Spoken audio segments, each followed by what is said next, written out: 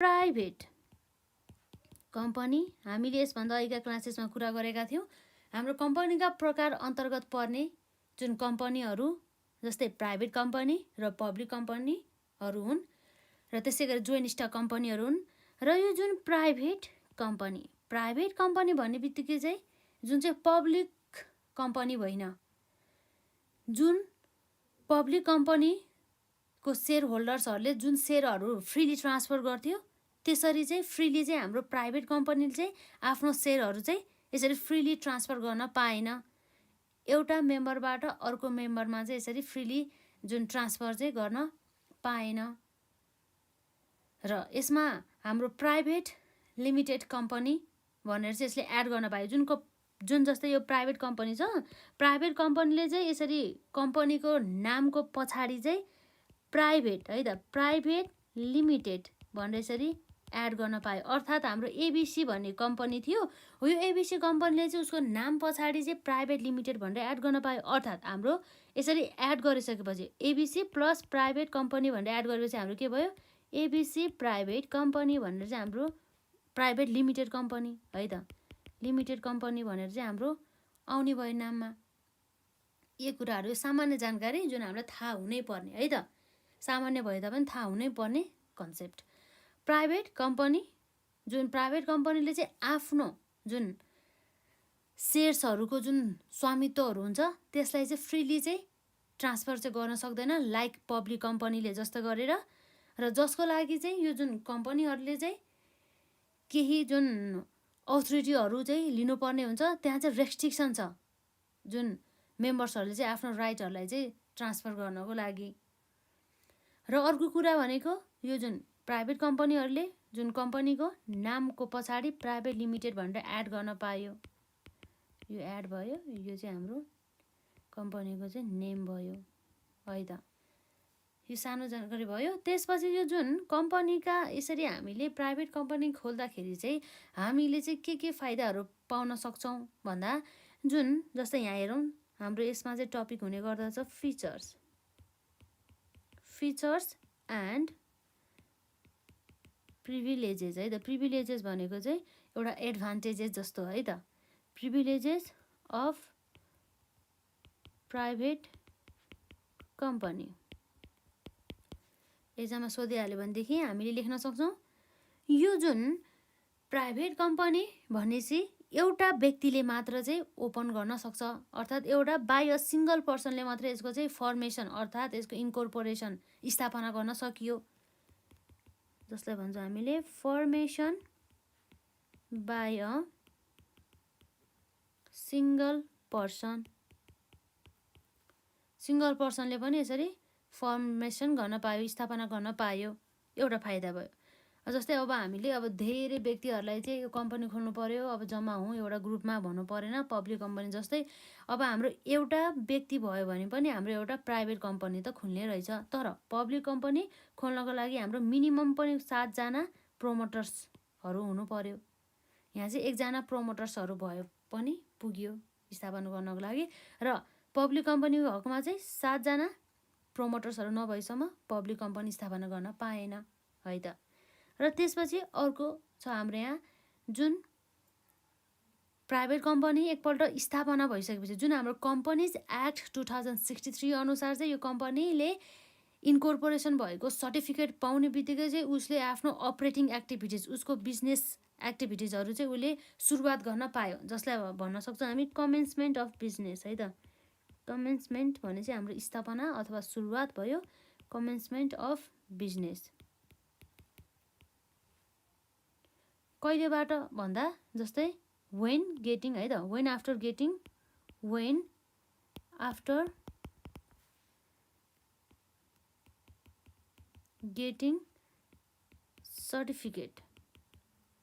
Certificate of incorporation स्थापना भएको जुन सर्टिफिकेट पाउने बित्तिकै पायो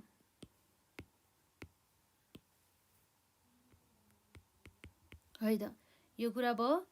अब त्यसपछि अर्को मेन भनेको हाम्रो पब्लिक कम्पनीले चाहिँ यसरी सर्टिफिकेट अफ इन्कर्पोरेसन पाइसकेपछि पनि प्लस उसले चाहिँ उसको अपरेटिङ एक्टिभिटिजहरू सञ्चालन गर्नको लागि चाहिँ एउटा पर्मिसन एउटा अप्रुभल चाहिँ पाउनुपर्छ है त। र पब्लिक कम्पनीको हकमा चाहिँ त्यो चाहिँ फेरि, तर प्राइभेट कम्पनीले चाहिँ सर्टिफिकेट अफ इन्कर्पोरेसन पाउने बित्तिकै उसले यसरी बिजनेसहरू चाहिँ स्टार्ट गर्न पायो। अब no bound to issue prospectus जुन हुन्छ कम्पनीको हो, त्यो प्रोस्पेक्टस चाहिँ पब्लिक कम्पनीले चाहिँ अनिवार्य रूपमा अर्थात् कम्पलसरी चाहिँ पब्लिक गर्नु पर्यो है त, सार्वजनिक गर्नु पर्यो, जेनरल पब्लिकहरूले पाउने गरे। तर प्राइभेट कम्पनीको हकमा चाहिँ जुन कम्पनीको प्रोस्पेक्टस चाहिँ पब्लिकले चाहिँ इस्यु गर्नै पर्छ भन्ने चाहिँ एउटा कानुनी चाहिँ एउटा दायित्व चाहिँ छैन। तर पब्लिक कम्पनीले चाहिँ कम्पलसरी अनिवार्य रूपमा चाहिँ पब्लिक गर्न पायो, तर प्राइभेट कम्पनीले चाहिँ गर्नै पर्छ भन्ने त्यस्तो कुनै पनि नियम छैन। गरे पनि भयो, नगरे तापनि भयो है त। त्यसपछि अर्को फाइदा भनेको allotment before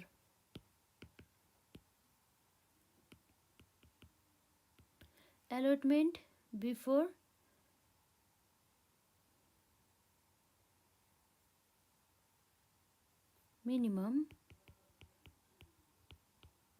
subscription।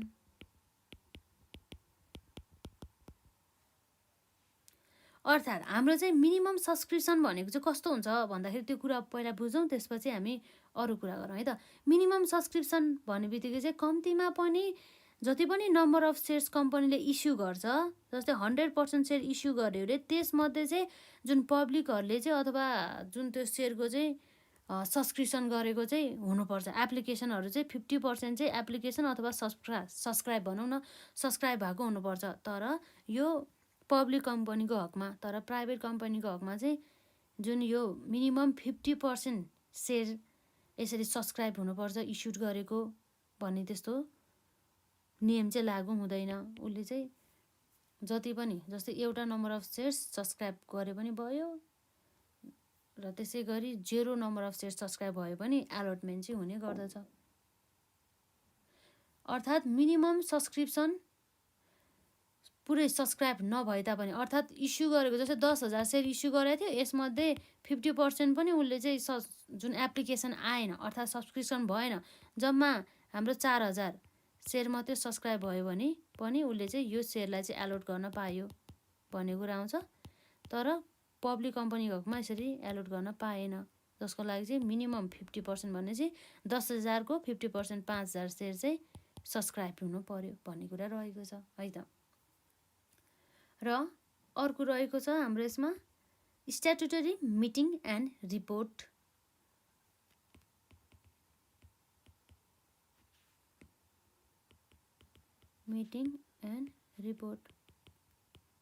अर्थात् यो हाम्रो कम्पनी रजिस्ट्रार कम्पनीमा चाहिँ यसरी स्ट्याट्युटरी मिटिङहरू चाहिँ होल्ड गर्नै पर्छ, यसरी रिपोर्टहरू बनाउनै पर्छ भन्ने चाहिँ अनिवार्यता चाहिँ छैन।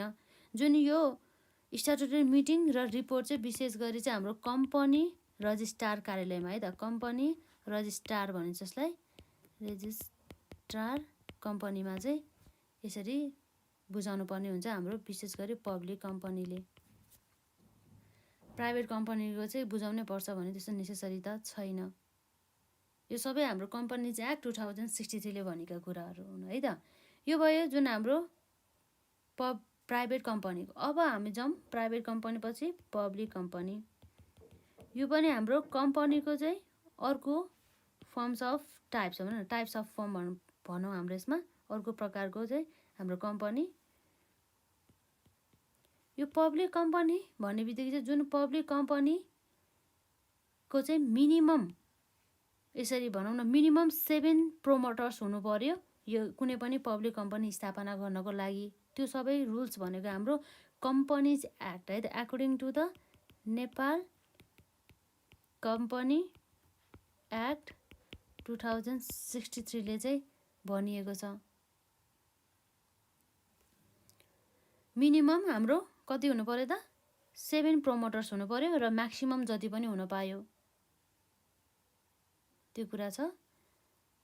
म्याक्सिमम अफ एनी नम्बर र म्याक्सिमम 1000 जना भयो नि भयो, लाखौँ जना भए पनि भयो, 20 जना भए पनि भयो, तर मिनिमम चाहिँ कति भयो 7 जना चाहिँ प्रोमोटर्स हुनुपर्ने भयो। र यस्ता जुन पब्लिक कम्पनीहरूले चाहिँ फ्रीली चाहिँ जुन सेयर्सहरू चाहिँ ट्रान्सफर गर्न पाउँछ है त। एउटा व्यक्तिबाट अर्को व्यक्तिमा, जस्तै एबाट बीमा चाहिँ कसैको कन्सेन्ट पनि चाहेन, कसैको अप्रुभल पनि चाहेन, डाइरेक्टली चाहिँ उसले आफ्नो सो इच्छाले चाहिँ एलाई बीलाई ट्रान्सफर गर्न पायो, एबाट बीमा, अथवा बीबाट एमा ट्रान्सफर गर्न पायो freely. There is no restriction on issue or transfer of its shares है त। उनीहरूले चाहिँ पब्लिकली चाहिँ जुन जेनरल पब्लिकहरूलाई चाहिँ सेयर्सहरू इस्यु गर्न पायो पब्लिकली, त्यो कुरा आउँछ। र यो जुन यस्तो पब्लिक कम्पनीहरूले चाहिँ आफ्नो जुन फाइनेन्सियल स्टेटमेन्ट अर्थात् profit and loss account, balance sheet, trading एकाउन्टहरू, क्यास फ्लो स्टेटमेन्टहरू, स्टेटमेन्ट अफ चेन्ज इन इक्विटीहरू, त्यसै गरी नोट्स टु एकाउन्ट्स इत्यादिहरू चाहिँ पुरै पब्लिक गर्नुपर्ने हुन्छ।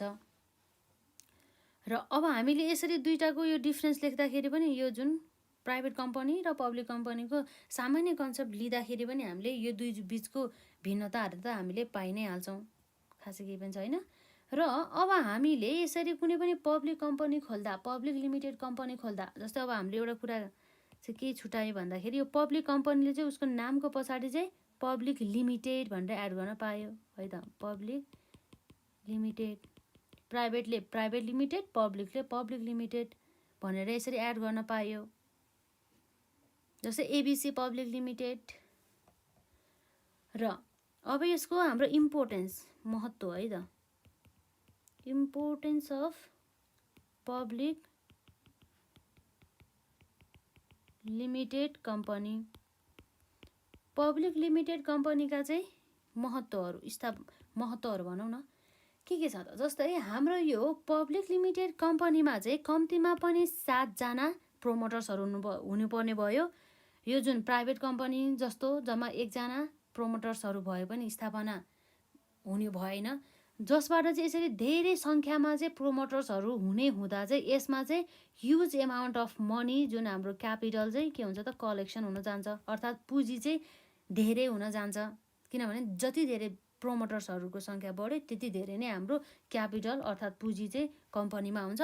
यसरी पुँजी धेरै भइसकेपछि त्यो पुँजीको चाहिँ सही ठाउँमा सदुपयोग गरेर चाहिँ जुन कम्पनीहरूको चाहिँ नयाँ प्रोजेक्टहरूमा इन्भेस्टमेन्ट गर्न सकियो, त्यसै गरी नयाँ जुन भनौँ न एउटा बिजनेसको चाहिँ एक्सपान्सन गर्न सक्यौँ, पहिलाको भन्दा पनि बिजनेसको स्कोपहरू बढाउन सक्यो, बिजनेसको अब्जेक्टिभहरू पुरा गर्न सक्यो सहजै हो। त्यो भएर चाहिँ यो जुन हाम्रो पब्लिक लिमिटेड कम्पनीको फाइदा भनेको पनि त्यो एक रहेको छ, जस अन्तर्गत चाहिँ यसरी चाहिँ इनफ क्यापिटल, जति पनि कम्पनीलाई आवश्यक पर्ने क्यापिटल हुन्छ त्यो सबै चाहिँ कलेक्ट गर्न सक्छौँ।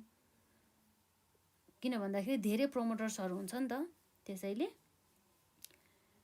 त्यो कुराहरू यसमा लेख्नु होला हजुरहरूले, मैले लेखिनँ यसमा। र त्यसपछि अर्को हाम्रो फाइदा भनेको जस्तै एउटा व्यक्तिबाट अर्को व्यक्तिमा अथवा एउटा पार्टीबाट अर्को पार्टीमा चाहिँ जुन पब्लिक लिमिटेड कम्पनीका सेयरहरू चाहिँ इजिली कसैको कन्सेन्ट नलिकन आफ्नो स्वइच्छामा ट्रान्सफर गर्न पायो, त्यो पनि लेख्नु होला यसको फाइदामा। र अर्को भनेको कम्पनीको एउटा एकदमै महत्त्वपूर्ण फाइदा अन्तर्गत पर्ने भनेको लिमिटेड लाइबिलिटी। लिमिटेड लाइबिलिटी भन्ने बित्तिकै हामीले पार्ट 1 मा पढिसकेका छौँ, जस अन्तर्गत चाहिँ कम्पनीहरू पुरै घाटामा जाओस् तर सेयर होल्डर्सहरूले अथवा मेम्बर्सहरूले चाहिँ आफ्नो व्यक्तिगत सम्पत्तिहरू चाहिँ बेचेर त्यो कम्पनीको दायित्व चाहिँ वहन गर्नु परेन। तर उसले कतिसम्म मात्रै लायबल हुन्छ, उसले कतिसम्म मात्रै दायित्व तिर्नुपर्छ भन्दा जतिसम्म उसले नम्बर अफ सेयर्स सब्सक्राइब गरेको हुन्छ त्यति बराबर। जस्तै नम्बर अफ सेयर 10,000 सब्सक्राइब गरेको थियो र यसको भ्यालु ₹100 पर सेयर छ भनेदेखि 10,000 मल्टिप्लाई बाई 100 गरेर हाम्रो कति आउँछ ₹10 लाख हो। यो 10 लाख बराबरसम्मको मात्रै उनीहरूको चाहिँ के हुन्छ दायित्व हुने गर्दछ। त्यति कुरा छ है, त्योभन्दा बढी उनीहरूको हुँदैन है त। अब त्यसपछि हाम्रो अर्को यसको फाइदा अन्तर्गत जस्तै पब्लिक लिमिटेड कम्पनीले चाहिँ आफूलाई आवश्यकता पर्ने जति पनि हुन्छ नि प्रोजेक्टहरू चाहिँ एक्सेप्ट गर्न सक्यो। अब किन भन्दा उनीहरूसँग ह्युज एमाउन्ट अफ अब क्यापिटल छ, क्यापिटल धेरै भइसकेपछि यसै कम्पनीको चाहिँ क्यापेसिटी इन्क्रिज हुने नै भइहाल्यो होइन है त। र आजलाई चाहिँ हामी यति नै गर्छौँ र नेक्स्ट क्लासमा चाहिँ जुन हाम्रो पब्लिक कम्पनी र प्राइभेट कम्पनी बीच भिन्नतालाई कभर गर्छौँ र साथै जुन हाम्रो आर्टिकल्स अफ एसोसिएसन त्यसै गरी मेमोरेन्डम अफ एसोसिएसन जुन सबै चाहिँ हाम्रो कम्पनीको चाहिँ मेन डकुमेन्ट्सहरू हुन् त्यसको बारेमा छलफल गर्छौँ र त्यसपछि यसै च्याप्टरसँग सम्बन्धित रिमेनिङ कन्सेप्ट जस्तै कम्पनीको सेयर त्यसै गरी सेयर क्यापिटलका टाइपहरू त्यसको बारेमा चर्चा गर्छौँ। त्यसपछि यो च्याप्टरलाई क्लोज गरेर हामी next chapter issue of the share capital of the company हामी सुरु गर्छौँ है त। मजाले सबै पार्ट हेर्नु है, जस्तै 20 पार्टमा हेर्ने फेरि नहेर्ने त्यसो नगर्नु होला। मजाले प्रत्येक पार्ट वाइज हेर्नुभयो भनेदेखि सहजै बुझ्न सक्नुहुन्छ। हामी बिस्तारी जुन हाम्रो न्युमेरिकल पोर्सनतर्फ पनि जान्छौँ, थ्योरिटिकल पोर्सन भनेर चाहिँ यसलाई चाहिँ इग्नोर नगर्नु होला। हामीले थ्योरिटिकल पोर्सन बुझेपछि मात्रै न्युमेरिकल गर्न चाहिँ एकदमै सहज हुन्छ है त।